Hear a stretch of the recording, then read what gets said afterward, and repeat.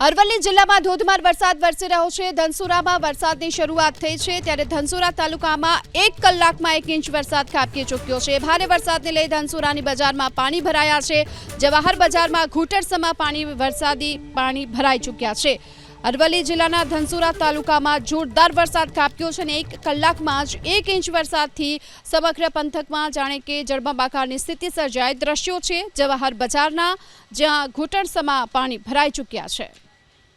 વધુ વિગતો મેળવીએ સંવાદદાતા દેવાંગ આપણી સાથે જોડાઈ ચૂક્યા છે। દેવાંગ, 1 કલાકમાં 1 ઇંચ વરસાદથી જળબંબાકારની સ્થિતિ છે, ક્યાં કેટલા પાણી ભરાયા? બિલકુલ વાત કરવામાં આવે તો અરવલ્લી જિલ્લામાં બપોર બાદ વાતાવરણમાં પલટો આવ્યો હતો। શામળાજી, મોડાસા, મેઘરજ અને માલપુરમાં વરસાદ વરસી ચૂક્યો હતો।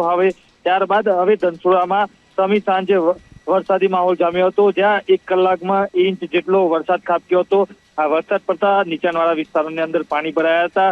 જે ધનસુરા શહેરનું જે જવાહર બજાર છે ત્યાં અંદર ઘૂંટણસમાં પાણી ભરાયું હતું। રાહતદારો અને વાહન ચાલકો પણ મુશ્કેલીમાં મુકાયા હતા। બીજી તરફ હાલ મેઘરજના ગ્રામીણ પંથકમાં પણ વરસાદ યથાવત છે।